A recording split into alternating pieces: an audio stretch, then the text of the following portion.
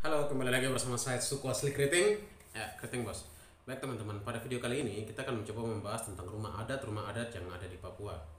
Kadang itu kita cuma berpikir ketika belajar sekolah, di bangku sekolah, ketika kita bicara soal rumah adat, kita akan bicara tentang provinsi-provinsi, rumah adat per provinsi. Padahal sebenarnya setiap provinsi itu kan sebenarnya tidak hanya satu rumah adat. Soalnya ada beberapa suku-suku kan, jadi satu provinsi itu kan terdiri dari beberapa suku, dan dari suku-suku itu memiliki ciri khas dan rumah adat itu masing-masing. Untuk video kali ini kita bicara rumah adat yang ada di Papua. Kadang yang menjadi simbol rumah adat Papua yaitu Honai. Padahal di Papua itu kan rumah adatnya tidak hanya Honai. Ada beberapa ada beberapa rumah-rumah adat yang jarang disebutkan. Untuk itu saya sudah kumpulkan beberapa rumah-rumah adat yang jarang disebutkan dan jarang kita kenal. Untuk itu simak video ini sampai selesai.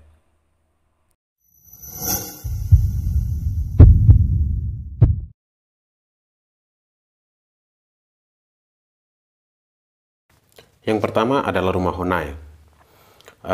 Melihat sekilas itu mungkin rumah adat dari suku Dani ini mirip dengan jamur ya, karena bentuknya yang melingkar dan atap yang mengerucut.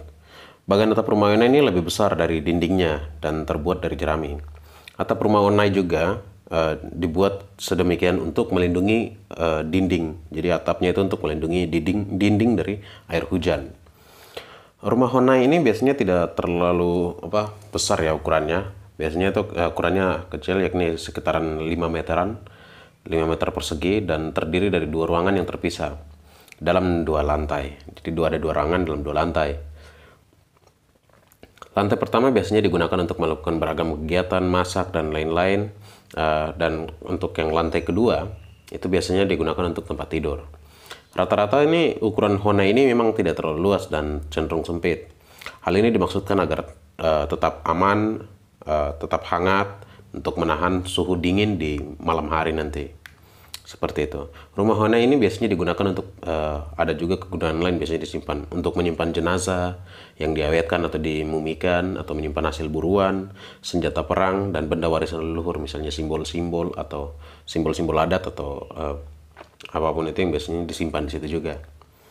Yang kedua ada rumah Ebai.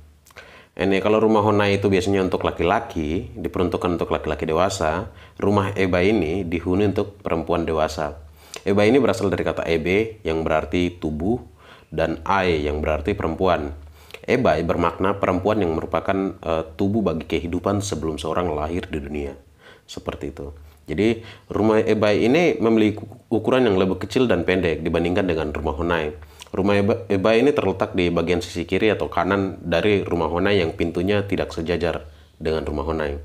Rumah Ebai ini hanya perempuan melakukan berbagai kegiatan. Di sini pula para ibu akan mengajarkan kepada anak-anak mereka tentang beragam hal sebelum sang anak menikah nanti. Seperti itu teman-teman. Kita lanjut next. Ketiga itu rumah Wamai. Tidak jauh dari rumah Honai dan rumah Ebai yang biasanya ada satu rumah kecil yang di dekatnya yang bernama rumah Wamai. Rumah ini biasanya digunakan sebagai kandang hewan ternak seperti ayam, babi, dan biasanya digunakan juga untuk peternakan. Tapi kalau bicara soal bentuknya ini biasanya fleksibel ya, tergantung. Biasanya ada yang persegi, lingkaran, tergantung banyaknya hewan peliharaan yang mendiami rumah itu, seperti itu. Jadi tergantung, itu seperti kandang lah kalau bahasanya. Nah, yang keempat itu ada rumah Kariwari. Rumah Kariwari ini dari rumah khas suku Tobate atau suku Engros di Sentani, Jayapura. Jadi rumah Kariwari ini kalau dibilang di rumah Honai, jika di rumah Honai menjadi ciri khas suku Dani, maka rumah Kariwari menjadi rumah khas suku Tobati atau Tobati Engros yang banyak mendiami kawasan Danau Sentani, Jayapura. Rumah Kariwari merupakan tempat tinggal bagi laki-laki yang telah berusia 12 tahun. Di rumah inilah anak laki-laki biasanya belajar mengenai kehidupan dan mencari nafkah. Mereka diajari memahat, berburu, membuat perahu, hingga perang. Kariwari memiliki tinggi hingga 20 meter dan terdiri dari 3 lantai. Lantai yang satu digunakan untuk belajar, lantai 2 biasanya digunakan sebagai tempat pertemuan tetua suku, Sedangkan lantai 3 digunakan untuk misalnya istirahat, tidur, meditasi, atau berdoa. Rumah Kariwari berbentuk persegi 8 dengan atap yang mengerucut. Bentuk ini diyakini dapat menahan rumah dari embusan anginnya. Seperti itu. Yang kelima, rumah Rusram yang menjadi rumah adat bagi suku Biak Numfor. Rumah Rumsram ini hanya memiliki satu ruangan tanpa sekat dan memiliki 2 pintu serta jendela. Bentuk rumah Rumsram seperti rumah panggung bagian bawahnya ya, terbuka dan tanpa sekat. Rumah Rumsram biasanya didiami oleh anak laki-laki dari suku Biak Numfor yang telah berusia 12 tahun mungkin, 12 tahun, sekitar 12 tahunan. Di rumah inilah mereka belajar tentang kehidupan dan mencari nafkah, memahat, membuat perahu, dan berperang, dan adalah biasanya diajarkan kepada anak laki-laki. Selanjutnya ada rumah kaki seribu. Rumah panggung di Papua Satu ini sangat unik ya, rumah kaki seribu ini. Rumah ini memiliki penyangga yang cukup banyak sehingga sampai disebut itu rumah kaki seribu. Rumah seperti ini biasanya ditemukan di kawasan Pegunungan Arfak, tempat dari suku Hatam, suku Muile, suku Meak, dan Sou. Rumah panggung ini dibuat demikian untuk bisa menghindari binatang buas ketika perang, sebagai pertahanan juga seperti itu.